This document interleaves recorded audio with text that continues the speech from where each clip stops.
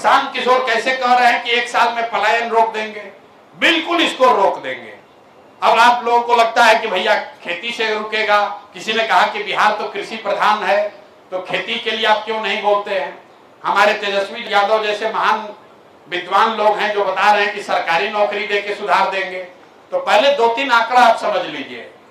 बिहार में जिसको भी लगता है कि सरकारी नौकरी से व्यवस्था सुधर सकती है, तो एक आंकड़ा याद रखिए। 78 साल के आजादी के बाद बिहार में चपरासी से लेकर मुख्य सचिव तक जितने लोग सरकारी नौकरी करते हैं उसकी संख्या जोड़िएगा तो वह है 23.25 लाख। 23.25 लाख लोग ही सरकारी कर्मी हैं, सरकारी नौकरी करते हैं। वो हुआ 1.97%, मतलब पूरी आबादी का 2% व्यक्ति ही सरकारी नौकरी कर रहा है। लोग चाहे जितना दावा कर लें कि हम 5 लाख दे दिए, 10 लाख दे दिए, प्योर झूठ बोल रहा है। भाई जो सरकारी नौकरी करता है उसको सैलरी जाती है, उसका कंट्रोलर ऑडिटर पूरा उसका हर महीने ब्यौरा जारी करता है कि उसको सैलरी गया ट्रेजरी से, सरकार से। तो कुल 23.25 लाख लोगों को ही नौकरी यहाँ है। और प्रशांत किशोर जनसुराज ये दावा नहीं कर रहे हैं कि हम आएंगे तो सरकारी नौकरी देंगे, वो हो ही नहीं सकता है। दूसरी बात, लोगों को लगता है कि यहाँ उद्योग धंधा लगेगा उससे सुधर जाएगा, उससे भी नहीं सुधरेगा। क्योंकि जो पूरी अर्थव्यवस्था है, आप में से जो लोग थोड़ा बहुत भी अर्थव्यवस्था समझते होंगे, अर्थव्यवस्था के 3 पिलर होते हैं। एक है कृषि, एक है उद्योग और एक है सर्विस सेक्टर। ये जो पूरा होटल है, विवाह भवन है, गाड़ी है, रेस्टोरेंट है, जितने तरह की आप सर्विस देखते हैं, सॉफ्टवेयर है, ये सारा। तो अभी पूरा देश का इकोनॉमी देखिएगा तो मैन्युफैक्चरिंग मतलब उद्योग और कृषि दोनों मिलाकर 35% ही होता है और 65% है सर्विस सेक्टर। तो सबसे ज्यादा नौकरी रोजगार की संभावना सर्विस सेक्टर में है। और वहां पर रोजगार कैसे होगा, उसके लिए जनसुराज ने 3 पॉइंट प्रोग्राम दिया है कि कैसे यहां बिहार में हर घर में रोजगार होगा, पलायन कैसे बंद होगा। पहली बात हम लोग ये कह रहे हैं कि बिहार में से होने वाला पूंजी का जो पलायन है, सरकार बनने के 6 महीने के अंदर रोक दिया जाएगा। पूंजी का पलायन क्या है?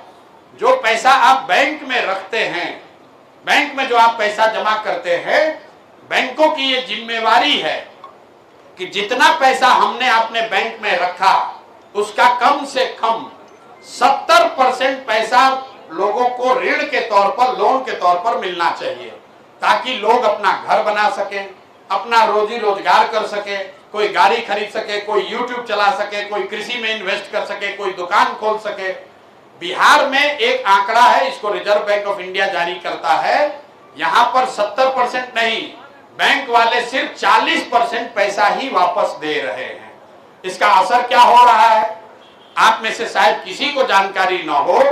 पिछले फाइनेंशियल ईयर में, पिछले वित्तीय वर्ष में, पिछले साल बिहार की गरीब जनता ने बिहार के बैंकों में 4,21,000 करोड़ रुपया जमा किया।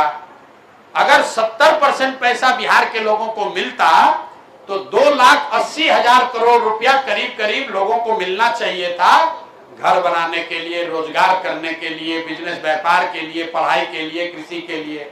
लेकिन चूंकि 40% पैसा ही बैंकों ने दिया, इसलिए लोगों को सिर्फ यहाँ 1,61,000 करोड़ रुपया मिला। बाकी का पैसा कहाँ गया? बाकी का पैसा बैंकों ने, state bank of India, HDFC, जितना ये बैंक देखते हैं, इन बैंकों ने बिहार से ये पैसा भेज दिया गुजरात में, तमिलनाडु में, आंध्र प्रदेश में, तेलंगाना में, केरल में, जहां पर उद्योग धंधे लग रहे हैं, जहां पर रोजगार हो रहा है, जहां पर बिहार के बच्चे जाकर मजदूरी कर रहे हैं। उन राज्यों में CD रेशियो मतलब बैंक कितना लोन देता है वो कितना है? 90, 95, 100, 105। मतलब तमिलनाडु में अगर लोगों ने 100 रुपया बैंक में रखा तो बैंक ने 90 रुपया कर्ज दिया, और बिहार में लोगों ने बैंक में 100 रुपया रखा तो बैंक ने सिर्फ 40 रुपया दिया।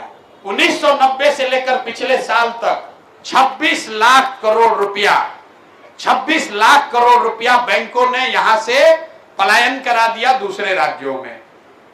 26 लाख करोड़ रुपया, आप समझिए, अगर 26 लाख करोड़ रुपया बिहार के लोगों को उपलब्ध होता तो कितने ज्यादा लोगों ने रोजी रोजगार किया होता, उनको घर बड़ा बनाया होता, गाड़ी ज्यादा खरीदी होती। तो तो आप ऐसे समझिए कि आप लोग ज्यादातर लोग आए होंगे गाड़ी से या मोटरसाइकिल से। ज्यादातर लोगों ने मोटरसाइकिल और गाड़ी खरीदने के लिए बैंक से कर्ज लिया है, इंस्टॉलमेंट आप देते हैं जिसको कहते हैं ईएमआई। अगर बैंक से आपको गाड़ी और मोटरसाइकिल खरीदने का पैसा न मिले कर्ज के तौर पर, तो 10 में 8 आदमी गाड़ी मोटरसाइकिल नहीं खरीद पाएगा। लेकिन अगर ये कर्ज उपलब्ध हो तो आप बहुत बड़ी संख्या में और काम कर सकते हैं। तो जन सुराज का पहला काम यह है कि बिहार से पूंजी का पलायन रोका जाए और 6 महीना के अंदर इस बात को किया जा सकता है जिससे 2 से 2.5 लाख करोड़ रुपया बिहार में अलग से उपलब्ध होगा समाज के लिए, रोजी रोजगार के लिए। दूसरी बात हम लोग ये कह रहे हैं कि जो कृषि आधारित पलायन है, जो लोग जाते हैं पंजाब में हरियाणा में मजदूरी करने, उसको रोकने के लिए जन सुराज ने कहा कि जितने कृषक हैं जो अभी धान गेहूं का खेती करते हैं, अगर वो नकदी फसल की खेती करने लगे, वो सब्जी उगाने लगे, मसाला उगाने लगे, कैश क्रॉप जिसको कहते हैं, अगर वो कैश क्रॉप की खेती करे तो मनरेगा से के अंतर्गत उसको मजदूर मुफ्त में दिया जाएगा।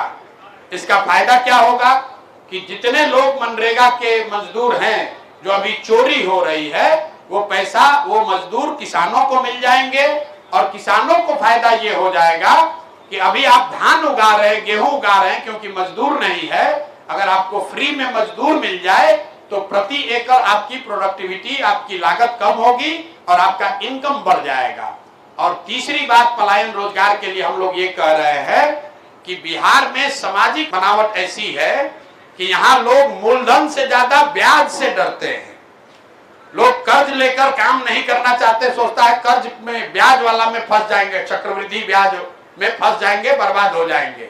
अच्छे अच्छे घरों में लोग कोई रोजी रोजगार बिजनेस नहीं करना चाहते क्योंकि वो डरते हैं कि लोन लेंगे तो हम पर इस पर ब्याज बहुत लग जाएगा, इससे हम कहीं फंस सकते हैं। तो इसलिए ये व्यवस्था बनाई जा रही है कि जब अगर जन सुराज की व्यवस्था बने तो लोगों को 10% ब्याज न देना पड़े, उनको सिर्फ 4% ब्याज पर ही लोन मुहैया कराया जाए, ताकि हर घर में हर युवा, हर महिला उसको 2 लाख, 4 लाख, 5 लाख का लोन 10%, 12%, 20% पर नहीं, 4% ब्याज पर उसको मिले, ताकि लोग अपना रिस्क लेकर उस पूंजी से अपना रोजी रोजगार कर सके, स्वरोजगार कर सके। हम लोग को लगता है कि अगर ये 3 बातें की जाएं, पूंजी का पलायन रोक दिया जाए, मनरेगा को कृषि से जोड़ दिया जाए और लोगों को सस्ते दर पर 4% पर लोन उपलब्ध करा दिया जाए, पूंजी उपलब्ध करा दिया जाए, तो 1 साल के अंदर 50 लाख से ज्यादा रोजगार के अवसर बिहार में पैदा किए जाएंगे और उसी से यहाँ पर पलायन रुकेगा, उसी से गरीबी बेरोजगारी दूर होगी।